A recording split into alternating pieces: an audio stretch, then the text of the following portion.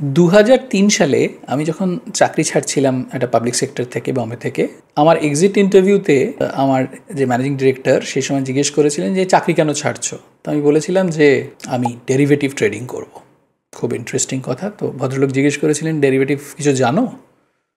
তো আমি বলেছিলাম না, আমি গিয়ে শিখে নেব। ভীষণ কনফিডেন্ট। তো যাই হোক, সেই সময় ডেরিভেটিভের সঙ্গে আমার আলাপ পরিচয়। তো আমি যখন কলকাতায় ফিরে আসি, ডেরিভেটিভস তখন কেউ কিছুই জানতো না, কাউকে জিজ্ঞেস করে বা কিছু বলেও কিছুই বোঝা যাচ্ছিল না। তো সেই সময় আমি একটা বই পেয়েছিলাম, বইটার নাম হচ্ছে হাল, অপশনস অ্যান্ড ফিউচার্স, হাল এর একটা বই।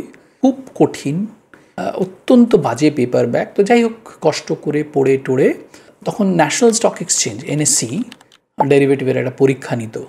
তো আমি সেই পরীক্ষাটায় দেই এবং পাশ করি, অর্থাৎ আমি ডেরিভেটিভের সঙ্গে পরিচিত হলাম। তো আমার অবভিয়াসলি সেই সময় তো আমাদের কোনো গুরু ছিলেন না, না আমাদের ইউটিউব ছিল, না আমাদের সবসময় সব বইপত্র পাওয়া যেত।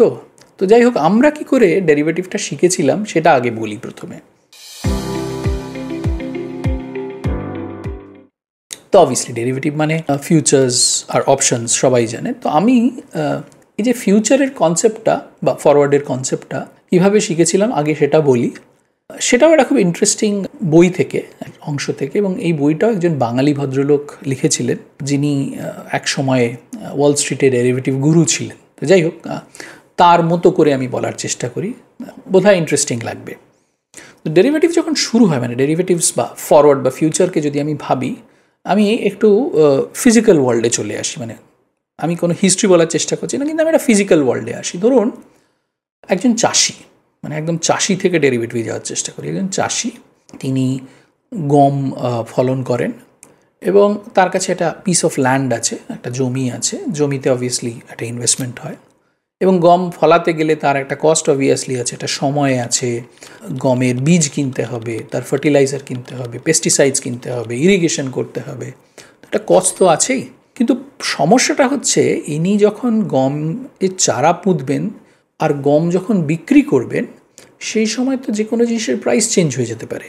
মানে ধরুন আমি একটা জায়গায়, একটা মাঠে যখন ফলালাম, ফলিয়ে যখন গমটাকে তুলতে যখন আমি হারভেস্ট করছি, সেই সময় হারভেস্টিং সিজনে গিয়ে আমি দেখলাম যে আরে, আমি যখন শুরু করেছিলাম, আমি যে দামে বিক্রি করবো ভেবেছিলাম সেই দামটা নেই, দাম তো পড়ে গেছে, ওভার সাপ্লাই হয়ে গেছে মার্কেটে। তার মানে আমি তো লস করবো। So how do I protect this farmer? কেন বছরের পর বছর এই চাষিরা কিন্তু লস করে এসছে। So what happens is derivative can create a fantastic options for them. So কী হলো, ধরা যাক এই চাষি যখন মাঠে ফলানোর সেই সময়, ফলনের সময়টা, সেই সময় উনি কারুর সঙ্গে একটা কন্ট্রাক্ট করলেন, একটা অপোজিট পার্টি সে এলো, সে এসে বললো, ভাই আমি ধরে নিচ্ছি তোমার এই চাষের জমিতে 50 কুইন্টাল গম হবে এবং আমি তোমাকে আজকের দিনে যা রেট, ধরা যাক সেটা 500 টাকা কুইন্টাল, আমি তোমাকে 500 টাকাই দেব পার কুইন্টাল। 6 মাস বাদে যদি দাম পড়েও যায়, 450 টাকাও হয়ে যায়, 400 টাকাও হয়ে যায়, তাহলেও কিন্তু আমি তোমাকে 500 টাকাই দেব। তার মানে কি হলো এখানে দাঁড়িয়ে? একটা জিনিসই হলো যে চাষির প্রাইস রিস্ক, যেটা মানে প্রাইসের আপ অ্যান্ড ডাউনটা, সেটা আর রইল না। চাষি can do it, the farmer can do it on his own. আরামসে উনি ফলালেন, ফলনের পরে উনি এই যে কাউন্টার পার্টি যার সঙ্গে, তাকে উনি বিক্রি করে দিলেন 6 মাস বাদে। তার মানে ডেরিভেটিভ আসলে একটা কন্ট্রাক্ট, তাই না? একটা কন্ট্রাক্ট, যে কন্ট্রাক্টটা যখন হচ্ছে তখন না চাষির কাছে ফসল আছে, না যিনি কিনবেন তার কাছে টাকা আছে, কিছুই হচ্ছে না, একটা কন্ট্রাক্ট হচ্ছে। এই কন্ট্রাক্টের আন্ডারলাইন হচ্ছে একটা কোনো কম্পোনেন্ট, সেটা হচ্ছে এক্ষেত্রে গম, সেটা স্টকসও হতে পারে, শেয়ারসও হতে পারে। তো ভালো কথা, চাষির তো প্রাইস রিস্কটা কেটে গেল, তাই না? কিন্তু ওনার যে কাউন্টার পার্টি, মানে যিনি চাষির থেকে এই গমটি কিনবেন, তার তো একটা রিস্ক হয়ে গেল। কীরকম রিস্ক? মানে ধরা যাক 500 টাকায় কন্ট্রাক্ট হয়েছে, দাম বেড়ে গেছে, 500 টাকার থেকে যদি 600 টাকা হয়ে যায়, তাহলে এই ভদ্রলোকের কিন্তু লাভ, কেন উনি তো 500 টাকায় কিনবেন, 600 টাকায় মার্কেটে বিক্রি করবেন, ভালো কথা। কিন্তু যদি দামটা 500 টাকার জায়গায় সেই সময় 400 টাকা হয়, তাহলেও কিন্তু ওনাকে 500 টাকা দিতে হবে। তার মানে he got in two trouble, মানে he will make a loss. তার মানে একটা পার্টি যদি গেইন করে, মানে একটা পার্টি যদি প্রাইস রিস্ক আমি ঠিক করে দিতে পারি, অ্যাভয়েড করে দিতে পারি, অ্যাভয়েড করতে পারি, আরেকটা পার্টির ক্ষেত্রে দেখা যাচ্ছে যে সে লস করতে পারে। কিন্তু এখানেই একটা ছোট্ট ইনফরমেশন যদি আমি দেই আপনাদের, যে এই যে লোকটা যিনি গম কিনছেন, he is actually a bread maker, মানে উনি রুটি বানান এবার যে রুটি বানায় তার কাছে গমটা কিন্তু কোনো স্পেকুলেটিভ আইটেম না, তার কাছে গমটা দিয়ে সে রুটি বানাবে, রুটি বানিয়ে সে বাজারে বিক্রি করবে। এবার 450 টাকাই হোক কি 600 টাকাই হোক, উনি তো রুটিটা বানাবেনই। এবং এই ভদ্রলোক যিনি রুটি বানান তিনি কি করেছেন, তিনি আবার যারা রুটির আসল খরিদ্দার, ধরুন কোনো হোটেল বা রেস্টুরেন্ট, তার সঙ্গেও একটা ফরওয়ার্ড কন্ট্রাক্ট করে রেখেছেন যে আমি যখন রুটিটা 6 মাস বাদে তোমায় দেবো, আমি না এই প্রাইসে দেবো, ফিক্স করে নিয়েছি। মানে বুঝতে পারছেন কন্ট্রাক্টটা বিভিন্ন স্টেজে চলেছে এবং আলটিমেটলি কী হচ্ছে, পুরো প্রাইস রিস্কটা চাষির থেকে চলে গেল ব্রেড মেকারের থেকে, ব্রেড মেকার আবার এটাকে ফরওয়ার্ড করে দিল এন্ড ইউজারের কাছে, মানে রেস্টুরেন্টের কাছে। এটা খুব সুন্দর একটা জিনিস তৈরি হয় সিস্টেমে, যাতে করে আমি সমস্ত মানে একটা ইন্ডাস্ট্রি, একটা সাপ্লাই চেনের রিস্ককে অ্যাডজাস্ট করতে পারি।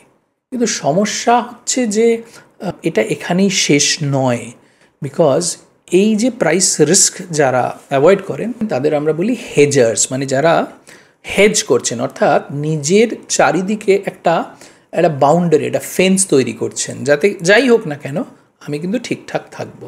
কিন্তু এই হেজার্সদের বাইরেও আরও লোকজন আছেন, তাদের একজনের নাম হচ্ছে স্পেকুলেটর। প্রবলেমটা সেখানেই অ্যারাইজ করে। তবে স্পেকুলেটরে আসার আগে আমি বলি, আমি যেই কন্ট্রাক্টটার কথা বলছিলাম আপনাদের, এটা না নন স্ট্যান্ডার্ড কন্ট্রাক্ট, এটাকে বলে ফরওয়ার্ড।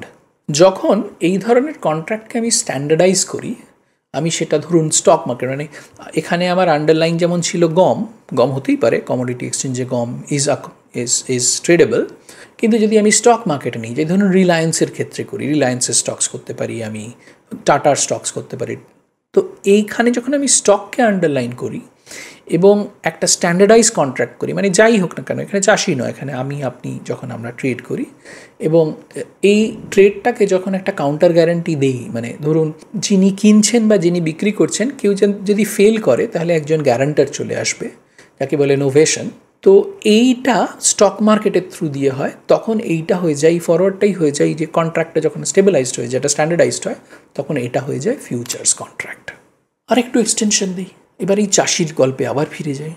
চাষির প্রবলেমটা হলো, উনি তো 1 বছর প্রাইসটাকে সুন্দর প্রাইসটাকে হেজ করেছেন, কিন্তু উনি যখন বিক্রি করলেন তখন গিয়ে দেখলেন আরে গমের দাম আমি 500 টাকা পার কুইন্টালে ফিক্স করেছিলাম, কিন্তু দেখুন ওটা 700 টাকা হয়ে গেছে। সমস্যা। এটা যদি 1 বছরের বেশি বা 2 বছর বা ধরুন 1-এর বেশি বছর হয়, অবভিয়াসলি ওনার মনে হতে থাকে যে আমি হয়তো লস করিনি, কিন্তু আমি তো নোশনালি লস করেছি, আমি তো নোশনাল লস করতে চাই না, I want to make money at every step, মানে greed walks in. So what happens is, তখন চলে আসে ধরুন চাষির ক্ষেত্রে, মানে ওই সেম চাষির সঙ্গে যখন ওই ব্রেড মেকার কন্ট্রাক্ট করছেন, সেখানে চাষির কন্ট্রাক্টে আমি একটা অ্যাডিশনাল আইটেম দিয়ে দিই। আইটেমটা হচ্ছে, ওকে 500 টাকায় তুমি কিনতে পারবে 6 মাস বাদে, মানে পার কুইন্টাল আমি 500 টাকায় বিক্রি করব, কিন্তু আমি যদি মনে করি ওটা বিক্রি করব না, তাহলে আমি নাও করতে পারি। এবার কখন সেটা ঘটতে পারে, 6 মাস বাদে যদি প্রাইস অফ গম পার কুইন্টাল 500-র জায়গায় 400 হয়, তবে অবভিয়াসলি চাষি তো ওটা বিক্রি করবেই, কারণ 100 টাকা তার ক্ষতি হবে। কিন্তু যদি 500-র জায়গায় 550 হয় বা 600 হয়, তখন চাষি বলবে না না আমি এটা বিক্রি করব না। তো এই যে ব্রেড মেকারের তরফ থেকে বলি, সে কেন এটা মানবে, সে বলবে না আমি তো অলওয়েজ কিনবো। তো এক্ষেত্রে চাষি তখন কি বলে যে না আমি না কি করব, আমাদের মধ্যে একটা কন্ট্রাক্ট যখন হচ্ছে, ফিউচার্স বা ফরওয়ার্ডের ক্ষেত্রে আমি তোমাকে কোনো টাকা দিচ্ছি না, কিন্তু আমি যেহেতু তোমার থেকে একটা এক্সট্রা অ্যাডভান্টেজ নিচ্ছি যে দাম যদি পড়ে যায় আমি বিক্রি করব না, বা আমার ইচ্ছে হলে আমি বিক্রি করব বা করব না, তুমি তো আমাকে একটা অপশান দিচ্ছ, তাই জন্যে তোমাকে আমি একটা এক্সট্রা টাকা পেমেন্ট করব। এই টাকাটাকে বলে অপশন প্রিমিয়াম, আর ওই কন্ট্রাক্টটাকে বলে অপশন কন্ট্রাক্ট। এই ক্ষেত্রে চাষি আসলে একটা পুট অপশন বিক্রি করছে, কিনছে, ইনফ্যাক্ট বিক্রি করছে না, কিনছে। পুট অপশন মানে হচ্ছে আমার ইচ্ছে আমি বিক্রি করব বা করব না। এর ঠিক অপোজিটেই আরেকটা হতে পারে, ধরুন ব্রেড মেকারের ক্ষেত্রে, মানে চাষির ক্ষেত্রে চাষি is always willing to sell, but bread maker মনে করছে যে দাম যদি বেড়ে যায়, মানে দাম যদি 500 টাকার জায়গায় 600 টাকা হয়ে যায় গমের, তাহলে সে কিনবে, দাম পড়ে যায় মার্কেটে তখন সে কিনবে না, রিফিউজ করবে, মানে তার কাছে একটা অপশন থাকবে। তো তখন সে চাষির কাছ থেকে একটা কল অপশন কেনে, মানে চাষি তাকে কল অপশন দেবে, ব্রেড মেকার একটা প্রিমিয়াম দিয়ে চাষির থেকে এটা কিনবে। অনেকটা ইন্স্যুরেন্সের মতো। দেখুন, ধরুন আপনার গাড়ি আছে, গাড়িতে আমরা ইন্স্যুরেন্স কিনি। ইন্স্যুরেন্সের অর্থটা কি? যদি গাড়ি কিছু না হয় তাহলে ইন্স্যুরেন্স কোম্পানি একটা প্রিমিয়াম নেবে, কিন্তু আমায় কোনো ক্ষতিপূরণ দেবে না। কিন্তু গাড়ির যদি কিছু হয় তাহলে ইন্স্যুরেন্স কোম্পানি কিন্তু আমাকে ক্ষতিপূরণ দেবে, যাতে গাড়িটা আবার ঠিকঠাক হয়ে যায়। এবং প্রিমিয়ামের যে রেট, প্রিমিয়ামের যে অ্যামাউন্টটা, যদি গাড়ির ক্ষতি হয়, প্রিমিয়াম যদি আমি 100 টাকা দিই, গাড়ির যদি 10,000 টাকা ক্ষতি হয়, কিন্তু তারা দিতে বাধ্য, অবভিয়াসলি। তো এই সেম ফিচার যখন আমি মার্কেটসে অ্যাড করে দিচ্ছি, তখন সেটা পুট বা কল অপশান হয়ে যাচ্ছে। এবং যিনি অপশানটা বিক্রি করছেন, মানে যিনি ইনশরার, এক্ষেত্রে যদি চাষি হয় বা যদি এই ব্রেড মেকার হয়, যিনি পুট অপশান দিচ্ছেন ব্রেড মেকার হয়, তাহলে কিন্তু তার ক্ষেত্রে আনলিমিটেড রিস্ক থেকে যায়। মানে যতটা ক্ষতি হতে পারে পুরোটাই তাকে মিটিয়ে দিতে হবে।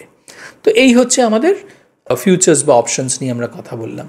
এখানে কিন্তু শেষ নয়, মার্কেটে কিন্তু আরও অনেক রকমের ডেরিভেটিভস আছে, যেমন swaptions, CDS, very very interesting, very very complicated, মানে হাজার হাজার ধরনের এই ধরনের ডেরিভেটিভ আছে। এবং আমরা যদি এগুলো না বুঝতে পারি, we can get in two trouble. Because এই যে প্রথম, যদি আপনি হেজার হন, মানে হেজ করেন, আপনার কাছে জিনিসটা আছে, আপনি হেজ করছেন, ইটস ফাইন। যে মুহূর্তে আপনি স্পেকুলেট করতে শুরু করবেন যে আমি একটা অপশন বিক্রি করলাম, তার থেকে একটা প্রিমিয়াম পেলাম, এবং প্রিমিয়ামটা অপশনটা আমার এগেনস্টে চলে গেল, I can lose a lot of money, and that happens in the market. তো এখানে সেবির একটা খুব ইন্টারেস্টিং, আবার মানে সেবি যেহেতু আমরা সারাদিন সেবির ওয়েবসাইট ঘাটাঘাটি করি, তো সেবির জাস্ট রিসেন্টলি একটা রিপোর্ট এলো, তাতে সেবি বলছেন, এবং আমি এটা আপনাদের পড়ে শোনাচ্ছি, সেবির PR নাম্বার 222024 তার রিপোর্ট।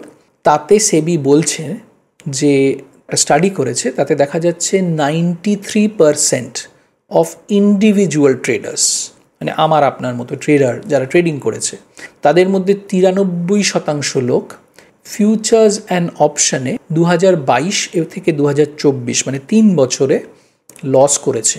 মানে প্রত্যেক 100টা লোকের মধ্যে 93 জন লোক গত 3 বছরে ফিউচার্স অ্যান্ড অপশানে লস করেছে। মানে প্রত্যেক 10টা লোকের মধ্যে 9টা লোক লস করেছে। এবং এই টোটাল লসের পরিমাণ অ্যাস্টাউন্ডিং। আমি আপনি ইন্ডিভিজুয়াল, আমরা টোটাল 3 বছরে লস করেছি অ্যাজ পার সেবি 1,80,000 কোটি টাকা। বাই দ্য ওয়ে, তার মধ্যে প্রায় 50,000 কোটি টাকার ব্রোকারেজ আছে। মানে লসও করেছি, আবার ব্রোকারেজও দিয়েছি। এই জন্যেই বোধহয় ওয়ারেন বাফে 2004-এ উনি বলেছিলেন যে এই derivatives is nothing but a weapon of mass destruction, মানে এমন একটা অস্ত্র যা দিয়ে সম্পূর্ণ সমূলে লোককে ধ্বংস করে দেওয়া যায়, অবভিয়াসলি টাকা পয়সার দিক থেকে। তো আজকে এই পর্যন্তই থাক, পরে নিশ্চয়ই অপশনস ফিউচার্স নিয়ে আরও আলোচনা করব। বুঝতেই পারছেন আমি এক্সট্রিমলি কনজারভেটিভ, বিকজ আমি দেখেছি লোকে কী করে লস করে, লোকে কতটা লস করে, এবং তারপরে তাদের কী সঙ্গীন অবস্থা হয়। গ্রিড ভালো, গ্রিড খারাপ নয়, গ্রিড না হলে তো আমরা বাড়বই না। কিন্তু আমার মনে হয় এই ধরনের সিনথেটিক ট্রেডে না গিয়ে, অবভিয়াসলি সিনথেটিক ট্রেডে না গিয়ে আমরা যদি জিনিসগুলোকে আরও বুঝে, প্রথম কথা তো আমার উচিত আমার কাজটা আগে ঠিক করে করা, সেটা থেকে যদি অর্থ আসে ডেফিনেটলি আমার প্রপারলি ইনভেস্ট করা, এবং ইনভেস্টমেন্টের পরের আমি যদি একটা স্টেবিলাইজ জায়গায় পৌঁছই, তারপরে ট্রেডিং যদি আমি করতে চাই, আমার বুঝে শুনে ট্রেডিং করা। যাই হোক, আজকের মতো as I said it's over, আজকের মতো এখানেই থাক। এবং যদি আপনাদের এই ধরনের ইনফরমেশন পছন্দ হয়, ভালো লাগে, তাহলে প্লিজ সাবস্ক্রাইব করুন এবং আমার সঙ্গে থাকুন।